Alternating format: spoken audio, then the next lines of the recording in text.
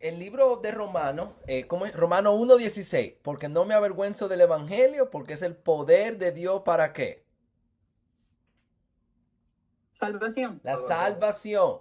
Y en Romanos 5 hemos estado viendo las bendiciones de esta salvación. Y se acuerdan, versículo 1, por tanto, habiendo sido justificados por la fe, tenemos paz con Dios. Esa es una de las grandes bendiciones. Versículo 2, por medio de quien también hemos obtenido entrada a la fe, a esta gracia. Ahora estamos, Dios nos ha dado la entrada a la gracia de Dios. Nos gloriamos en la esperanza de la gloria de Dios. Pero por medio de la salvación, hasta nos podemos gloriar en las tribulaciones porque producen paciencia, la paciencia carácter probado, y cuando mi carácter es probado y mi fe fortalecida, yo puedo tener más esperanza que voy a estar en el cielo. Y si ustedes se acuerdan, el versículo 5 dice, porque y la esperanza no desilusiona. ¿Cómo yo puedo estar seguro que el Señor me va a salvar, que el Señor me va a dar lo prometido en base al versículo 5? Yo sé que lo cubrimos la semana pasada, pero no es mucho detalle. ¿Cómo yo puedo saber que la esperanza que Dios me tiene guardada no me va a desilusionar, que Dios me va a dar a mí lo que Él prometió?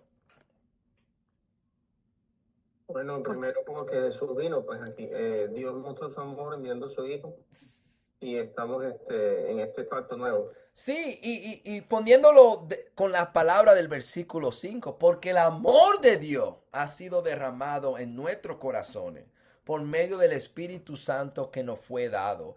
No, nosotros cubrimos el versículo 5 bien, porque hablamos de que el Espíritu Santo es el anillo de promesa, que significa que Dios nos va a dar lo nuestro, lo próximo. Ahora, yo quiero que pensemos en esta frasecita en el versículo 5. Porque el amor de Dios ha sido ¿qué? Derramado en nuestros corazones. ¿Por medio de qué? Del Espíritu Santo. Esa es una frase un poquito extraña, ¿no es así? O una frase Sí. que quizás no estamos acostumbrados a hablar así. El Espíritu Santo ha derramado el amor de Dios en nuestros corazones.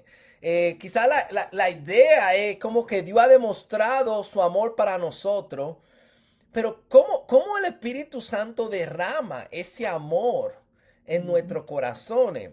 Y yo pienso que la respuesta es la palabra de Dios. El Espíritu Santo nos ha revelado el amor de Dios por medio de Jesucristo. Y cuando vemos el plan de Dios en su totalidad, como el Espíritu Santo lo ha revelado, el amor de Dios es derramado en nuestros corazones.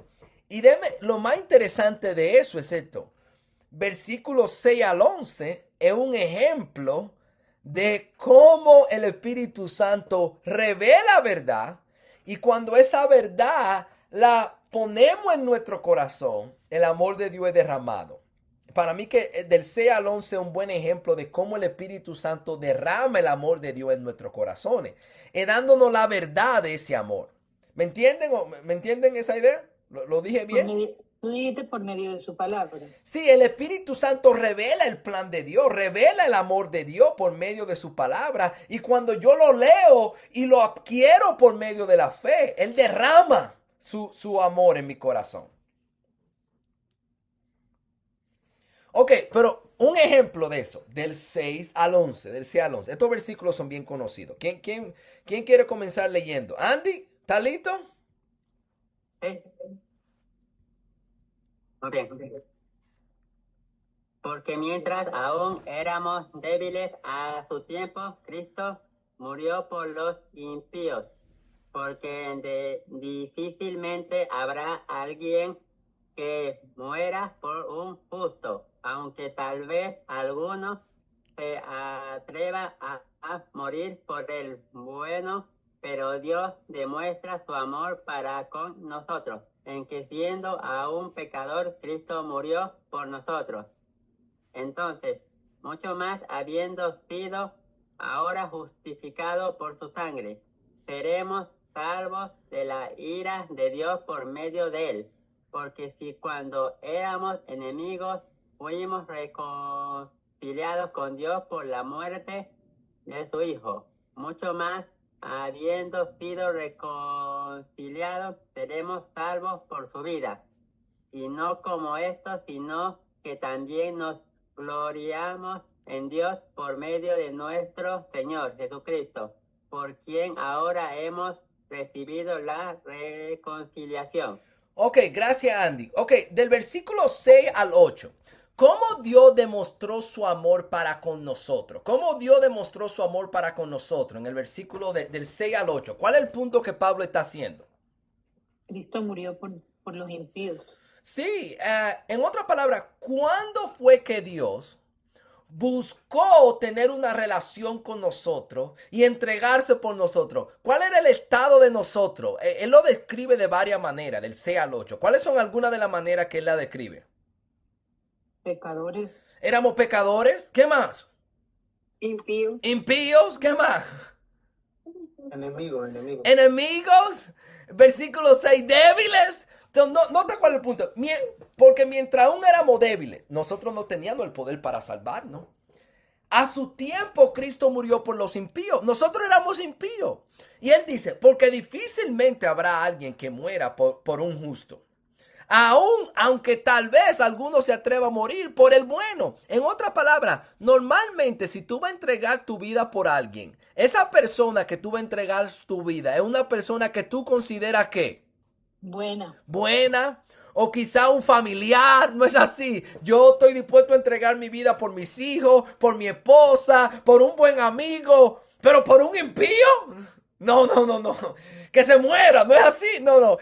Que si algo malo le va a pasar, que le pase porque él se lo merece. Nota el punto en el versículo 10. Pero Dios demostró su amor para con nosotros, en siendo aún pecadores, Cristo murió por nosotros. El punto que él está enfatizando aquí es, Dios nos amó cuando nosotros estábamos en nuestro ¿qué? Pecado. Nota el punto que él está diciendo. Si Dios me amó a mí y se sacrificó por mí cuando yo era un pecador, ¿cuánto más confianza debo yo tener ahora que Dios me va a salvar ahora que yo soy uno de sus hijos? ¿Ve el punto? Versículo 9. Entonces mucho más, habiendo sido ahora justificados por su sangre, seremos salvos de la ira de Dios por medio de él. En otra palabra, ahora que yo soy salvo, ahora que yo soy su hijo, ahora que yo tengo su Espíritu Santo, yo puedo estar seguro que cuando yo me muera, yo no voy a recibir la ira de Dios. Yo voy a recibir la salvación de Dios. Porque si cuando éramos enemigos, fuimos reconciliados con Dios por la muerte de su Hijo, mucho más, habiendo sido reconciliados, seremos salvos. ¿Por qué? Por su vida. En otra palabra, esta es la idea. Si Dios cruzó el puente más grande cuando éramos enemigos, él murió por mí. Ahora que yo soy su amigo y su hijo, eso me da seguridad que él me va a salvar a mí en el día final. Y por eso es que él dice que el amor, la esperanza no desilusiona. ¿Pero por qué? Porque el amor de Dios ha sido derramado. Wow, ahora yo soy un hijo de Dios. Ahora yo estoy reconciliado con Dios. Yo puedo estar seguro que Dios me va a dar a mí la salvación y no la ira. Que Dios me va a salvar. Versículo 11. Y no solamente esto, sino que también nos gloriamos en Dios por medio de nuestro Señor Jesucristo, por quien ahora hemos recibido la reconciliación. Ahora estamos reconciliados, podemos estar asegurados que vamos a recibir la salvación. ¿Entendimos eso?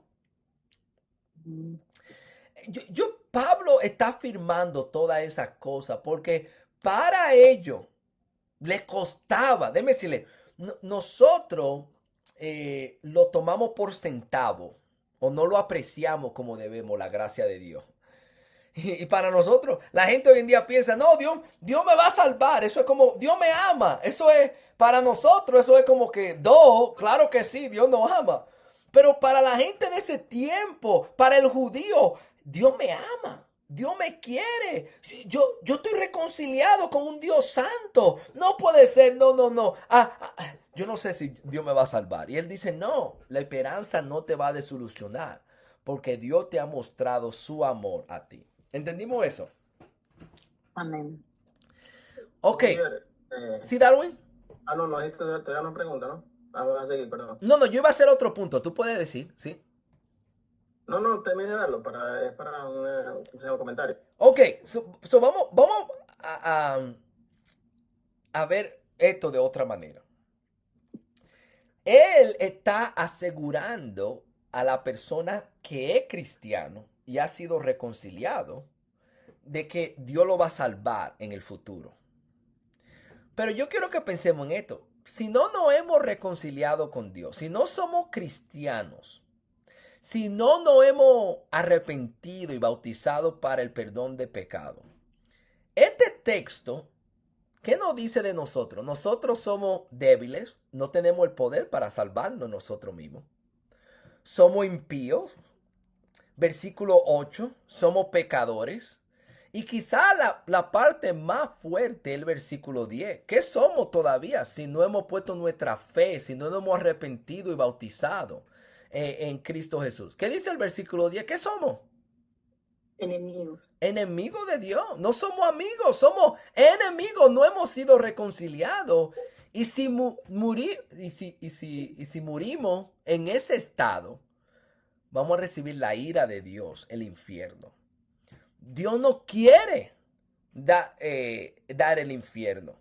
Él quiere que tú te reconcilies con Él. Por eso mandó a su Hijo Jesucristo a morir en la cruz. Pero tú tienes que hacer algo.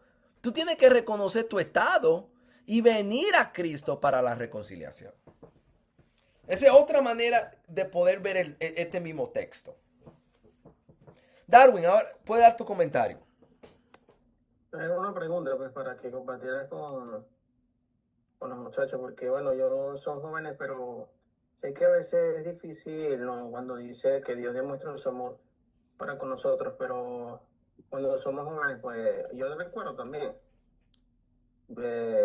bueno, quizás sí tenía a Dios un poquito ahí, ¿no? Presente, por lo que pasa en mi vida, ¿no? Pero, ¿qué le puedes recomendar a los muchachos, pues, para que ellos sientan o tomen en cuenta que Dios lo quiere? Sí, yo pienso, Darwin, que uno de los problemas de nosotros es que nosotros no podemos apreciar el amor de Dios si no entendemos en el estado en que estamos. Y yo pienso, Darwin, que la mayoría de nosotros nos vemos como buena persona, ya no vemos como hijo de Dios, ya no vemos como que no, yo y Dios estamos fríos, él y yo, Él me ama y yo lo amo. Pero para apreciar el amor de Dios tenemos que entender, wow, Dios murió por mí cuando yo era un enemigo. Yo era enemigo de Dios. Y Dios murió por mí. Yo era impío. Yo era un malvado. Y Dios murió por mí. Eso me lleva a apreciar el amor de Dios. Pero yo tengo que entender mi estado. Que yo soy un pecador perdido y bajo la ira de Dios. Y cuando yo entiendo eso, digo, wow, Dios fue bueno con nosotros. Él derramó su ira con Jesús y no conmigo. Él quiere que yo sea salvo. Entonces tenemos que entender nuestro estado y es difícil a veces como joven entender nuestro... Yo pienso que no solamente como joven, a todo el mundo piensa que es bueno. Pero la Biblia ya ha dicho, no hay uno que es bueno, todos estamos perdidos y Cristo murió por mí en ese estado. Tenemos que apreciarlo más. No sé si eso...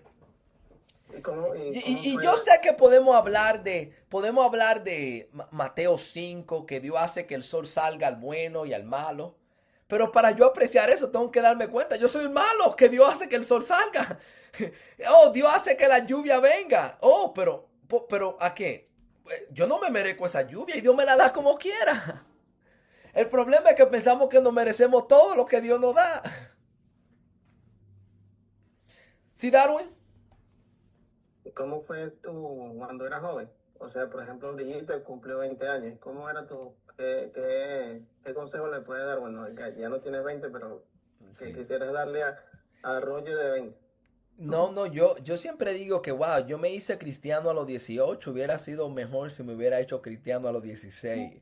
El Señor ha podido formar mi vida de tanta diferente manera que si venimos al evangelio más viejo, quebrantado, con muchos errores, Dios no tiene la habilidad de formar cada parte de nuestra vida. So, tenemos que, como dice Eclesiastés, buscar al tu creador en tu juventud. Gracias, Roger.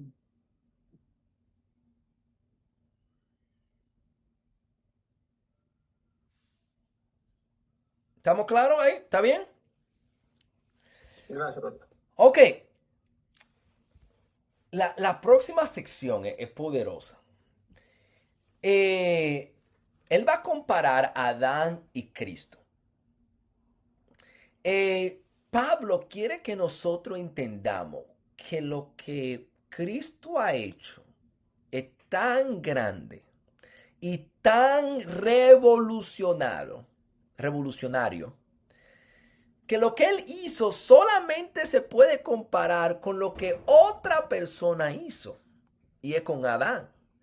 Y la idea aquí es esto, que lo que Cristo hizo en la cruz arregló lo que Adán dañó al principio. Esa es la idea. Pero esta comparación nos debe llevar a apreciar, wow, lo que Cristo hizo es tan grande que Él arregló el problema de Adán. Esa es la idea. So, ese es el punto de esta sección aquí, del 12 al 21. Pero vamos a tomarla por paso porque aquí hay varias cosas que podemos aprender que son bien importantes, ¿ok? Vamos a leer del 12 al 14, del 12 al 14. ¿A quién le toca? A Brigitte, que lee muy bien. ¿Quiere leer, Brigitte? Sí, por tanto, tal como el pecado entró en el mundo por medio de un hombre y por medio del pecado la muerte, así también la muerte se extiende a todos los hombres, porque todos pecaron. Pues antes la ley había pecado en el mundo, pero el pecado no se toma en cuenta cuando no hay ley. Sin embargo, la muerte reinó desde Adán hasta Moisés, aun sobre los que no habían pecado como una transgresión semejante a la de Adán, el cual es figura de aquel que había de venir. Ok, so aquí él comienza la comparación y aquí él va a hablar de las similitudes entre Cristo y Adán, ok. So él dice, por tanto, tal como el pecado entró en el mundo por medio de un hombre y por medio del pecado la muerte, así también la muerte se extendió a todos los hombres porque todos ¿qué? Pecado. Pecaron. Ahora, el versículo 12 es bien importante entender. Yo quiero que noten el versículo 12. ¿Qué fue lo que pasó en el Adán y Eva? Y especialmente aquí él enfatiza a Adán. ¿Cuál fue el papel que Adán jugó en esta idea del pecado? ¿Ustedes vieron cuál fue el papel que él jugó? Y a través de él entró el pecado. Al mundo. En otras palabras, si tú te puedes imaginar esto, Adán fue el que abrió la puerta para que el pecado entrara a la humanidad. Esa es la idea. Ahora, esto es bien importante. No es que porque Adán pecó, nosotros heredamos el pecado de Adán. No. Adán abrió la puerta al pecado y cuando él abrió la puerta al pecado, también le abrió la puerta a la muerte. Yo pienso que ahí podemos aplicar la muerte espiritual y la muerte física. Pero ¿por qué? ¿Por qué fue que Adán, la muerte se extendió al ser humano? ¿Pero por qué? Porque los seres humanos heredaron el pecado de Adán. ¿Por eso fue? No, ¿Por qué, Ingrid? no, porque si tú quieres pecar, pecas. Sí, se nota aquí. así también la muerte se extendió a todos los hombres. Él dice, de la misma manera que Adán y Eva murieron físicamente y espiritualmente, hubo una separación. Eso le vino a todos los hombres. ¿Pero por qué? ¿Porque heredaron el pecado de Adán? No, Porque porque todos, decidieron pecar. porque Cada uno todos, decidió pecar. porque todos pecaron. Adán abrió la puerta. El pecado entró al mundo. Pero yo no voy a ir al infierno o estoy separado de Dios por lo que Adán hizo, sino porque yo también decidí que Pecar. hacerlo también. Ahora, déjeme decirle, esto es bien importante entender, porque una de las enseñanzas más falsas que hay, que ha traído mucha falsedad al mundo, al cristianismo, es la idea de que nosotros heredamos el pecado. Y debe ayudarlo con esta idea. Muchas personas creen que nosotros nos volvemos pecador no por el pecado que yo cometo, sino que literalmente porque yo nací un ser humano y nací del vientre de una mujer y yo soy un descendiente de Adán, que automáticamente yo soy un pecador. Por esa razón, por ejemplo, piensen en esto. Cuando un niño nace, ¿qué hay que hacer? Ese niño es un pecador. Desde que nace, es un pecador. ¿Qué hay que hacer? Hay que llevarlo al padre para que el padre lo bendiga y lo bautice. Porque si ese niño se muere sin bautizarse, ¿para dónde va? Al infierno. Porque él heredó el pecado ¿de quién? De Adán. De Adán. Primera falsa doctrina, heredamos el pecado de Adán. Después eso nos lleva a otra falsa doctrina, que es el bautismo ¿de qué? De los niños. De los niños.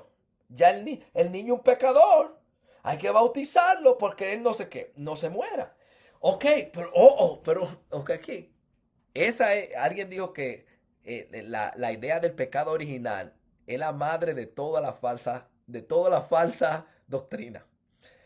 Eso nos lleva a otro pecado, a otra falsa doctrina. Y aquí viene esta idea de que María nunca tuvo pecado. Y tú dirías, ¿y cómo? ¿Qué tiene que ver una cosa con la otra? Ojo, porque si tú heredas el pecado por medio de qué? De Adán. De Adán. Cuando tú naces del vientre de una madre. Y dicen, Cristo nació sin pecado. Porque María era virgen. Pero María también tuvo que estar sin qué? Sin pecado también, para que el pecado de ella no se le transfiera a quién. A Jesucristo. A Jesucristo. Y porque María no tuvo sin pecado, nosotros ahora la podemos ¿qué? Adorar. Y apelar a ella. ¿Ve? Otra falsa doctrina surgió ¿de qué? De ahí. Y yo puedo seguir hablando de diferentes doctrinas. Pero nosotros tenemos que entender esto. Nosotros no vamos a ser condenados por el pecado de Adán. Nosotros vamos a ser condenados por nuestro pecado, porque decidimos como Adán y Eva, de decir, yo no voy a hacer las cosas como Dios manda. Yo voy a definir el bien y el mal por mí mismo y caemos en el pecado. ¿Me entienden esa idea? Amén. Ahora, déjame decirle, la mayoría de personas que enseñan que la doctrina del pecado original usan el versículo 12. Pero ellos usan el versículo 12 incorrectamente porque lo vimos aquí. Nosotros no heredamos el pecado de Adán. Adán abrió la puerta. Pero yo decidí pecar igual que él. ¿Entendimos eso? Amén. ¿Alguna pregunta o comentario? Bueno, se me dio a la mente sobre cuando pues él probó esa fruta, ¿no? Y entonces conoció lo bueno y lo malo, ¿no? Entonces de ahí pues todos conocimos lo bueno y lo malo y ahí decidimos, ¿verdad? Sí. Ahora, yo no, quizás tú no quisiste decir esto, Yo no conozco el bien y el mal porque lo que Adán hizo. Yo conozco el bien y el mal porque yo decidí seguirle los pasos a quién, a él, ¿me entiende? Ahora, déjeme decirle, esa frasecita, el bien y el mal, de esta manera en que yo lo entiendo en Génesis capítulo 3. De cierta manera, Adán y Eva ya sabían el bien y el mal. Dios le dijo, el, los, todos los otros frutos son buenos. Este fruto es quién, es malo. Malo, Ellos tenían cierta definición de qué era lo bueno y qué era lo malo. está malo. Pero cuando ellos deciden pecar, ellos deciden definir por ellos mismos qué es lo bueno y lo malo. A ser su propio Dios. Yo no necesito un Dios que me diga lo que es bueno y malo. Yo voy a ser mi propio Dios. Yo voy a definir lo que es bueno y malo. Y cayeron en pecado. Y este texto afirma esto. Nota lo que él dice aquí en el 13. Pues antes de la ley había pecado en el mundo. Alguien diría, pero ¿cómo había pecado en el mundo si no había ley? Porque para que haya pecado tiene que haber ley. Él dice, pero el pecado no se tomaba en cuenta cuando no hay ley. Sin embargo, la muerte reinó desde Adán hasta Moisés, aún sobre los que no habían pecado con una transgresión semejante al Adán, el cual era figura de aquel que había de venir. Lo que él está diciendo aquí es esto, que aún antes de la ley de Moisés había pecado porque el ser humano hizo lo que Adán hizo. Definió el bien y el mal por sí mismo. No se dejó llevar de Dios y hizo lo que le dio la gana. Y yo enfatizo esto por esta razón. Yo pienso que la definición más centralizada de qué es el pecado. ¿Qué es el pecado? Uno puede decir, ok, pecado es romper la ley. Ok, es una buena definición. Pero el pecado en sí es nosotros volvernos Dios y decir, yo sé lo que es bueno y lo que es malo. Y yo defino lo que es bueno y lo que es malo. Y a la raíz de todo pecado está esa idea. Yo no tengo que hacer lo que Dios manda. Yo soy mi propio Dios y yo voy a hacer las cosas como me dé la gana. Y él dice, aunque la ley no existía, el ser humano desde Adán estaba haciendo lo que le daba la gana. No, y el sentimiento que tuvieron ellos cuando se quisieron tapar. So, yo pienso que esa es la culpabilidad y la vergüenza del pecado. Que esa parte Satanás no le dijo. Satanás no le dijo, oye, cuando tú peques, tú te vas a sentir culpable por lo que hiciste. Él no dijo esa parte. Yo pienso que esa es la culpabilidad, la culpa, la vergüenza que el pecado trae. Ok, En Salmo, ajá, sí, Tania. en Salmos dice David que en pecado me concibió mi madre. Quiere decir que su madre era pecadora más, él no iba a llevar la culpa de su mamá. Sí. El Salmo 51 es el otro versículo que muchos usan para decir que el pecado se hereda. Yo no pienso que eso es lo que David está diciendo. El Salmo 51, primeramente, los salmos en general usan exageraciones para hacer un punto. A veces, por ejemplo, el Salmo número 8 dice que David lloró tanto que él dissolve, ¿cómo es? La cama donde él estaba, que él lloró tanto que estaba nadando en su tristeza. Él no estaba nadando literalmente. En el Salmo 51, David se siente tan pecaminoso, se siente tan culpable por lo que él ha hecho a Dios, que él dice, wow, yo he sido pecador desde que era un bebecito en el vientre de mi madre. Primeramente, él está exagerando para hacer un punto. Pero también, vamos a suponer que lo tomemos literal. Quizá otra cosa que lo que David está diciendo es que cuando mi mamá y mi papá me tuvieron en pecado. En otras palabras, en fornicación. No que heredamos el pecado de Adán. Posiblemente fue eso. Sí. No, y entonces para que esa teoría se cae es porque María tuvo a Jesús. Pon la pregunta de otra manera para entenderla. O sea, dijiste que esto del pecado heredado cae porque si no, pues Jesús también fuera nacido pecador, porque nació de Sí, María. sí, y por eso es que muchas personas han dicho que María no tuvo pecado, y que la mamá de María no tuvo pecado, y santifican la línea de María hasta el final. Ah, eh, ah, pero no, pero no es correcto. Aunque la Biblia no especifica ningún pecado de María, también no especifica ningún pecado de Daniel. Pero la Biblia dice que todo ser humano ha pecado y está destituido de la gloria de Dios. Y si María es un ser humano, significa que ella ha pecado. Pero bueno, eso todavía tengo para diferenciarlo, pero cuando pensó que su hijo se había vuelto loco, no es como un pecado, o no es, no sé, ¿qué piensas tú? En Marcos capítulo 3. Yo no sé si dice ahí que los parientes pensaban que era loco. Yo asumo que María no pensaba así, que eran sus hermanos. Yo tengo la Pero idea dice que positiva. María y los hermanos estaban buscándolo, pues estaba ella ahí. Sí, yo entiendo. Y una teoría es que María quería hablar con él. Pero otra teoría puede ser que cuando los hijos van a tener un lío, la mamá va a estar ahí también. Entonces yo tomo la idea positiva, que María creía en Jesús, creía que él era el Mesías. No lo entendía todo como muchas personas, pero yo no pienso que ella pensaba, mi hijo está loco o hay que parar su ministerio. Sus hermanos sí.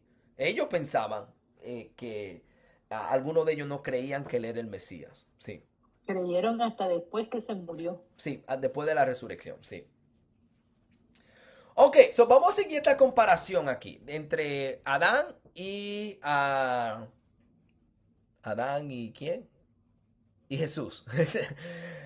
Cristi, ¿quiere leer del 15 al 17? Sí, Sí. pero no sucede con la dádiva como con la transgresión. Porque si por la transgresión de uno murieron los muchos, muchos más la gracia de Dios y el don por la gracia de un hombre, Jesucristo, abundaron para los muchos, tampoco sucede con el don como con el lo que vino, por medio de aquel que pecó.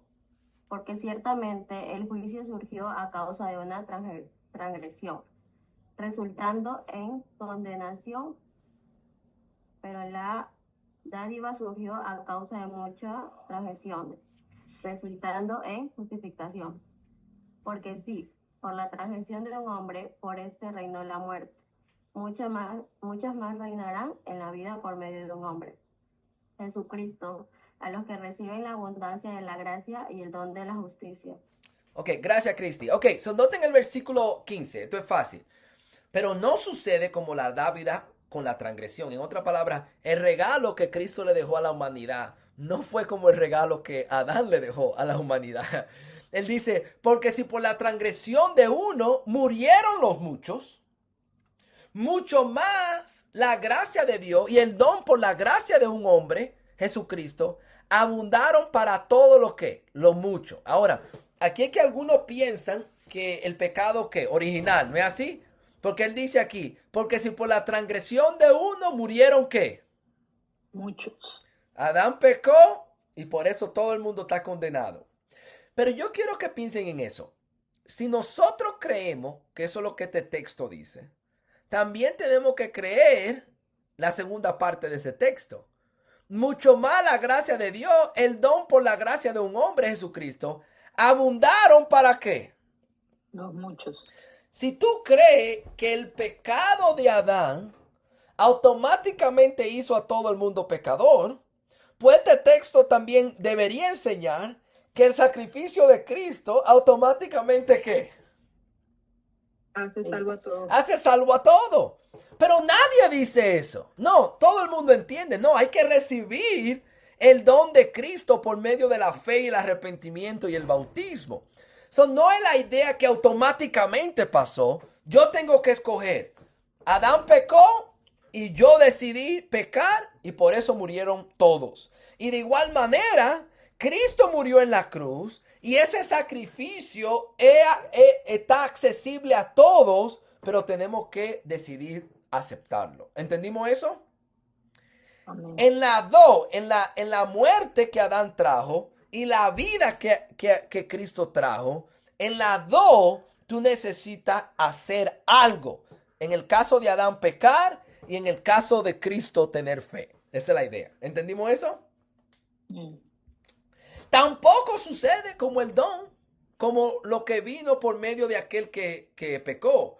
Porque ciertamente el juicio surgió a causa de una transgresión, resultando en condenación. Pero la dávida surgió a causa de muchas transgresiones, resultó en justificación. Lo que Adán hizo trajo condenación, lo que Cristo hizo trajo justificación. Porque si por la transgresión de un hombre, por este reinó la muerte, mucho más reinará en vida por medio de un hombre Jesucristo, los que reciben la abundancia de la gracia y el don de la justicia.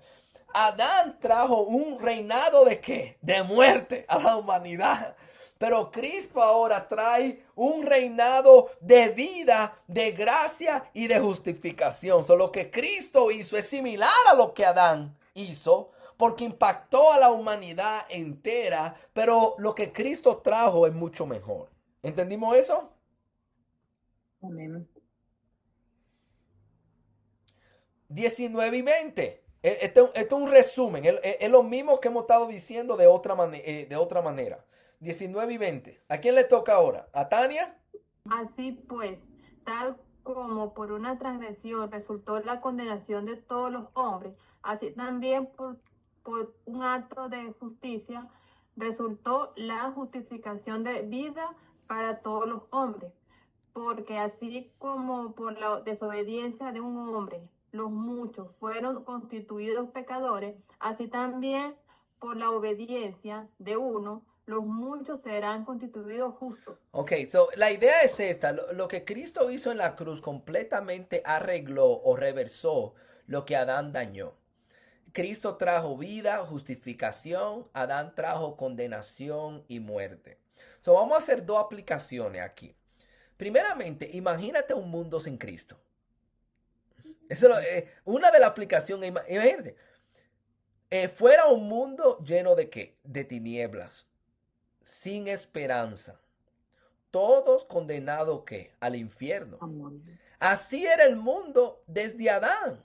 Pero Cristo arregló todo esto. Tenemos que darle gracias a Cristo continuamente por lo que Él hizo en la cruz. Él arregló todo. La humanidad entera la arregló y nos dio a nosotros esperanza de ser salvos.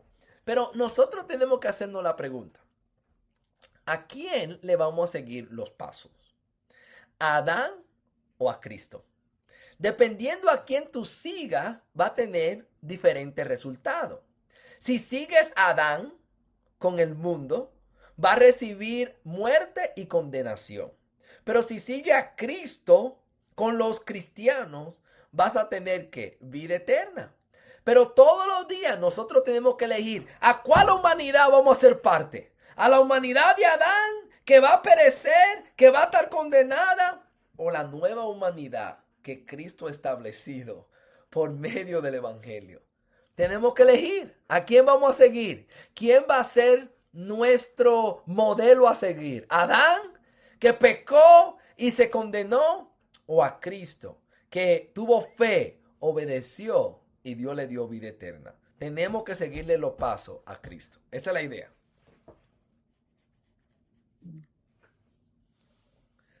Oye, Adán está condenado. No. El punto principal aquí es de que Adán trajo condenación. Ahora, yo no estoy seguro si el punto de este versículo es que Adán está perdido. Porque Dios salvó a personas en el Antiguo Testamento, aún antes de la ley de Moisés. Dios salvó por ejemplo, yo pienso en Enoc, yo pienso en Noé. ¿Me entiendes? Dios los salvó porque ellos tenían fe. Así que si Adán y Eva fueron personas que tuvieron fe, quizás no lo vimos en las escrituras, pero al final de Génesis capítulo 4, cuando, ¿cómo se llama el nombre de ese muchacho? Seth. Cuando Seth nació, dice que los hombres comenzaron a llamar al nombre de ¿quién? De Jehová. So, quizá cuando Seth nació, Adán y Eva recapacitaron y dijeron, tenemos que comenzar a buscar a Jehová. Y yo me imagino que son salvos por medio de la fe. Yo me imagino que ellos sí, que Adán y Eva sí tenían fe, o sea, ellos conocieron a Dios y yo creo que Seth actuó de esa forma porque yo me imagino que Eva se sentaba con sus hijos, yo me imagino, Sí. y les hablaba de Dios y de lo que ellos habían hecho, o sea, ella le tuvo que haber explicado eso a sus hijos para que Seth pudiera entender qué era lo que estaba pasando y para que entonces el mundo cambiara desde Seth. Amén, amén. ¿Cómo es? Y uno de los hijos escogieron ser pecadores y otro no escogió ser pecador. O sea, ahí también se ve eso. Sí, sí. Así es que yo me lo imagino. Es como, depende de cuál es tu perspectiva de la historia bíblica. Si tú tienes una perspectiva pesimista, tú dices, Murió, sí, lo salvó. Adán y Eva están condenados, ¿tú me entiendes? Pero si tú tienes la positiva, tú dices, no, Seth aprendió, llamaron al nombre del Señor, algunas personas se salvaron, sí. Ok, by the way, cuando acabemos la clase, vamos a hablar de Génesis 4, que yo lo enseñé los otros días. Y yo pienso que esto tiene lógica. Vamos a ver si Ingrid y Diana están de acuerdo, que son las que más critican, ¿me entiendes? So, hay que ver, vamos a ver, las que más desafían las ideas, ¿no es verdad? Vamos. Ok, 20 y 21, 20 y 21. No critico, no quiero decir criticar, como que siempre cuestionan. Vamos a ver si 20 y 21. Termino. Sí. Bueno, sí. Y la ley se introdujo para que abundara la transgresión, pero donde el pecado abundó, sobreabundó la gracia, para que así como el pecado reinó en la muerte, así también la gracia reine por medio de la justicia para vida eterna, mediante Jesucristo nuestro Señor. So, alguien diría, wow, la ley se introdujo, pero cuando se introdujo, ¿qué abundó? La ley no arregló el problema, abundó la transgresión. No, vimos más claramente lo malo que éramos. Pero lo bueno es esto, pero donde el pecado abundó, sobreabundó la gracia. Gracias. No hay pecado que la gracia de Dios no pueda perdonar y alcanzar. Para que así como el pecado reinó en la muerte, así también la gracia reine por medio de la justicia para vida eterna, mediante Jesucristo nuestro Señor. ¡Wow! Cristo, su muerte, trajo un reinado de gracia y de vida, que no importa qué tan mala la humanidad se ha demostrado, puede sobreabundar la gracia de Dios. Amén. Wow. El punto aquí es esto, que Cristo arregló. Lo que Cristo hizo es tan grande y tan inmenso que solamente se puede comparar con lo que Adán y Eva hicieron al principio. Amén. ¿Pregunta o comentario? Bueno, veo aquí pues que la ley es como un espejo, ¿no? Donde nos observamos y vemos en nuestro estado que estamos. Por ejemplo, en un espejo nos vemos algunos defectos y así es, digamos, la palabra de Dios, en qué estado estamos con Dios en este momento. No, amén. No importa si te ves feo porque, bueno, en pecado, ¿no? Tienes la oportunidad, lo que, como dice aquí, la gracia para que, pues, estés con Dios mediante Jesucristo. Si la ley nos enseña lo feo que somos y los muchos errores que tenemos, wow, lo bueno es que hay suficiente make-up, ¿cómo se dice? Maquillaje. Maquillaje en Cristo Jesús para arreglarnos. Esa sería la idea. Muy bien. Yo digo que wow, que Adán abrió la puerta del pecado, pero gracias que Jesucristo abrió la puerta para aquel que quiere ser salvo, pueda ser salvo. Amén. Sigámosle los pies a Cristo y no a Adán. Entremos por la puerta de la gracia y no continuemos entrando por la puerta del pecado. Amén. Ok, pues vamos a dejarlo ahí y comenzando en el capítulo 6. él va a comenzar a contestar objeciones que personas tengan.